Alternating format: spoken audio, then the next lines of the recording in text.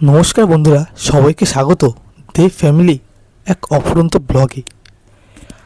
আজকের ভিডিওটি কিন্তু একটি দুঃখজনক আমাদের জন্য, কারণ দীঘা সিরিজের এটি লাস্ট পার্ট এবং আজকেই কিন্তু আমরা সকালবেলা বাস ধরে আমাদের বাড়ির উদ্দেশ্যে দীঘা থেকে রওনা দেব।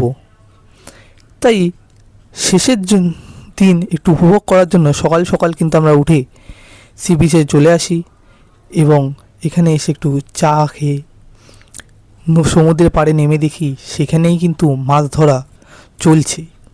দীঘার সি বিচে সামনেই কিন্তু যে এরকম মাছ ধরা হয়, আগে আমি তা জানতাম না।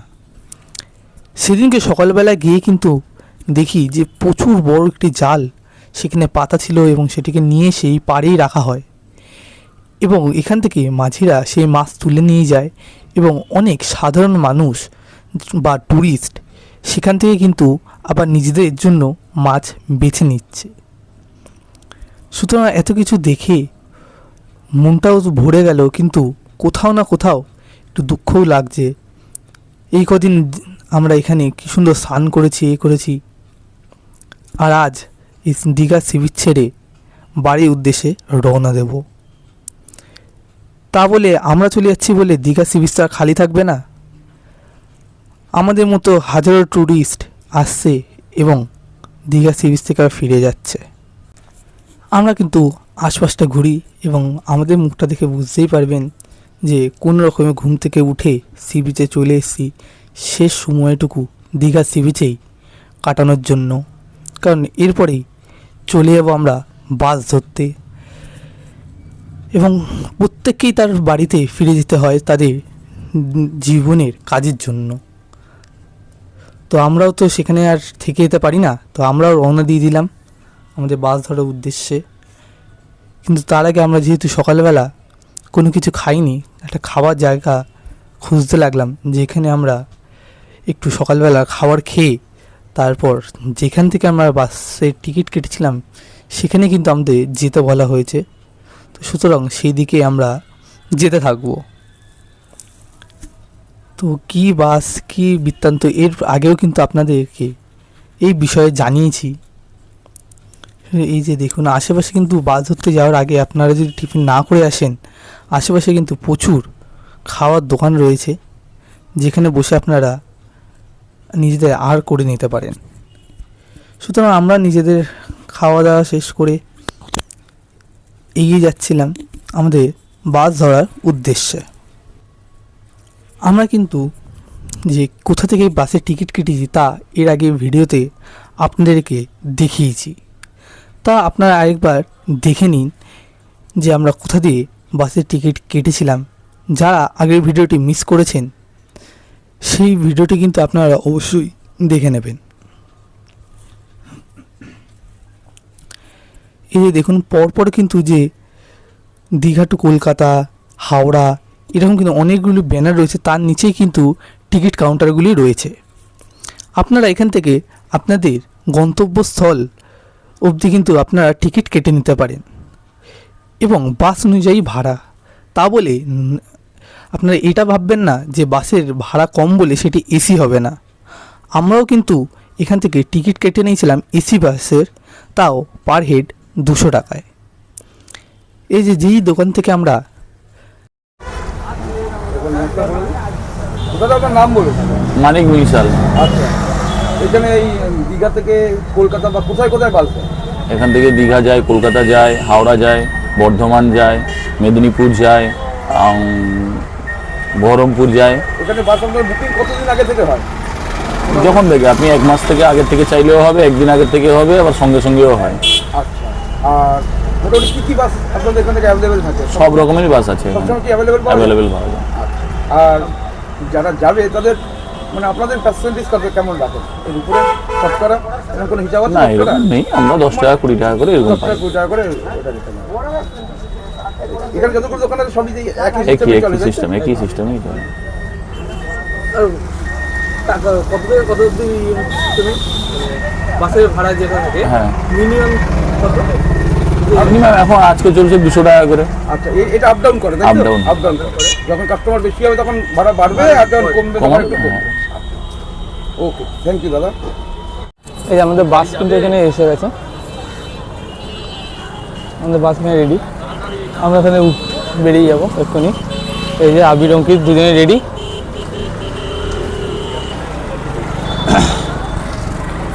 দীঘা দুজনের ট্রিপে এসেছিলাম, দুজনের ট্রিপ শেষ।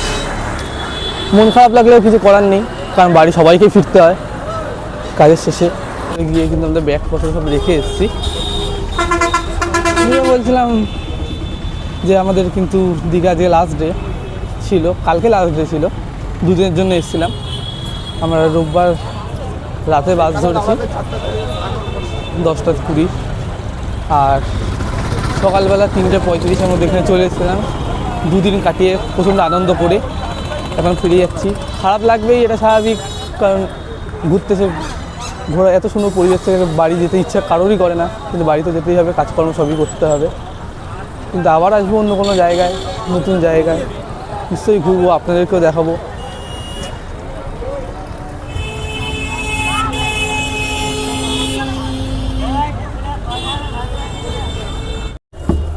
এই যে বাসের ভেতরটা ঠিক এইরকম, আমাদের খালি রয়েছে।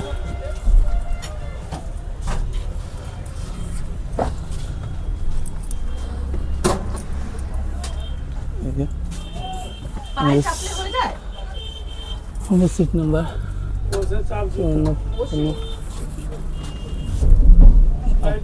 52-53, এই 4টে সিট।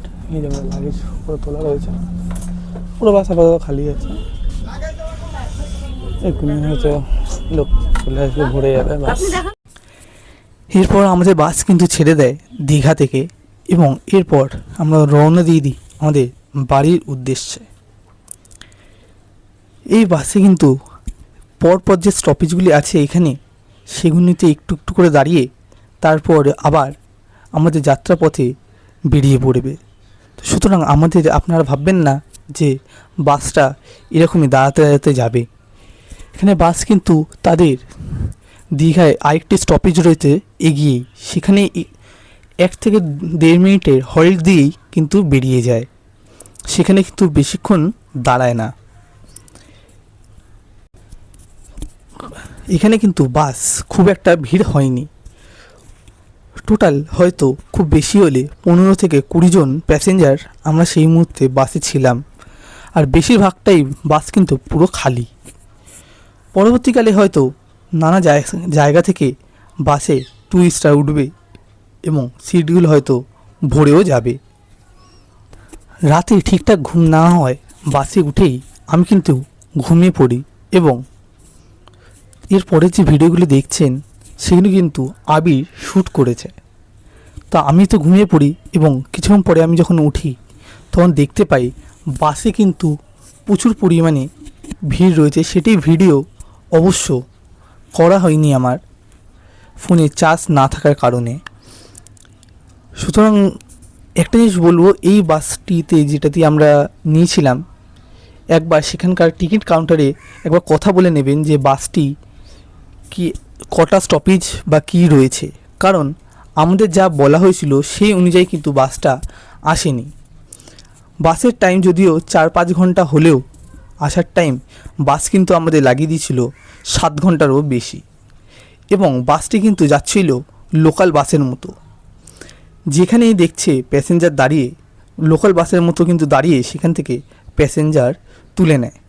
এবং বাসে এসি বাস বলে যে এখানে কোনো খাওয়া দাওয়ারের কিছু উঠবে না সেটি নয়, লোকাল বাসের মতনই বা লোকাল ট্রেনের মতনই এখানেও কিন্তু নানা খাবার উঠছিল, এবং প্রচুর প্যাসেঞ্জার দাঁড়িয়েও যাচ্ছিল, যেরকমটি আপনারা লোকাল বাসে দেখতে পান। এই জিনিসটি আমাকে একটু দুঃখজনক হয়েছিল, কারণ রিজার্ভ করা সত্ত্বেও আপনাকে কিন্তু গুঁতোগাতা খেতে হবে সিটে বসে, কারণ যারা দাঁড়িয়ে রয়েছে তারা তাদের সুবিধা মতো দাঁড়ানোর জন্য কিন্তু গুঁতো দিচ্ছে। এবং বাসে কিন্তু কেউই এই নিয়ে কোনো বিরোধিতা না করায় বাস চালক কিন্তু নিজের মতনই প্যাসেঞ্জার তুলে যাচ্ছিল। তো আপনারা যারা যাচ্ছেন, একবার যেখান থেকে টিকিট নিচ্ছেন সেখান থেকে একবার শিওর হয়ে নেবেন যে বাসটিতে অন্য প্যাসেঞ্জার বা লোকাল প্যাসেঞ্জার তোলা হচ্ছে কি হচ্ছে না। এরপর চলে যাই কোলাঘাট, প্রায় 5.5 থেকে 6 ঘন্টা জার্নি করে।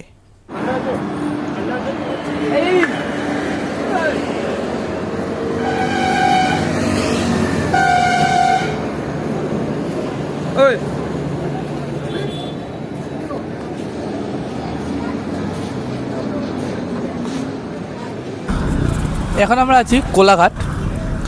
আমরা 9:40 বাস ধরেছিলাম, এখন বাজে 1:22, 5 মিনিট হয়েছে। এখানে 15তে বা 18তে ঢুকেছে এখানে বাস। অনেকটাই টাইম লাগিয়ে দিয়েছে দীঘা থেকে কোলাঘাট। এরপরে কলকাতা আমাদের ধর্মতলা যেতে এখনও প্রায় 1 থেকে 2 ঘন্টা টাইম দেখাচ্ছে, কারণ জ্যাম্প রয়েছে। কিন্তু একটাই জিনিস বাজে লাগলো খুব, রিজার্ভ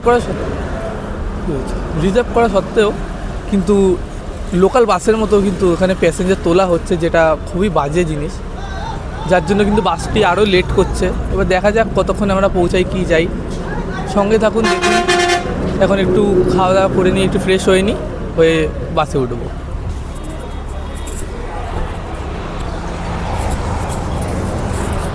সঙ্গীত কি নিচ্ছে? কোলাঘাট থেকে আবার বাসে উঠে পড়ি এবং নিয়ে নিই খাওয়ার কিছু সামগ্রী, কেক, বিস্কিট, থামস আপ, এইসব, যা আমাদের যাত্রাপথে কিছুটা আরামদায়ক করে তুলতে পারে। এরপরে আমরা টুকটাক খাওয়া শুরু করি এবং ঘড়ি কাটা দেখতে লাগি কটা বাজে। এবং এর মধ্যে আবির আর অঙ্কিত কিন্তু পিছনে বসে খাওয়া দাওয়া শুরু করে দিয়েছে এবং আপনার মুখ দেখে বুঝতে পারছেন কতটা খুশি এতক্ষণ পর একটা জায়গায় হল্ট পেয়ে খেতে পাচ্ছে বলে। আমাকেও দিয়ে দেয়, আমিও খেয়ে নিই, একটু হেসেও দিই, কারণ অনেকক্ষণ পর কিছু খেতে পারলাম। কারণ বাসটি মাঝখানে কোনো সেরকম জায়গায় দাঁড়াচ্ছিল না যেখান থেকে কিছু খাবার কিনতে পারি। সুতরাং দীঘা থেকে বাস ধরলে বাসে ওঠার আগে কিছু খাওয়ার সামগ্রী নিয়ে উঠবেন, এইটুকু আমি বলতে পারি। কারণ যদি বাসটি কোনো জায়গায় স্টপেজ না দেয় কোলাঘাটের আগে, তো আপনাদের হয়তো প্রবলেমও হতে পারে।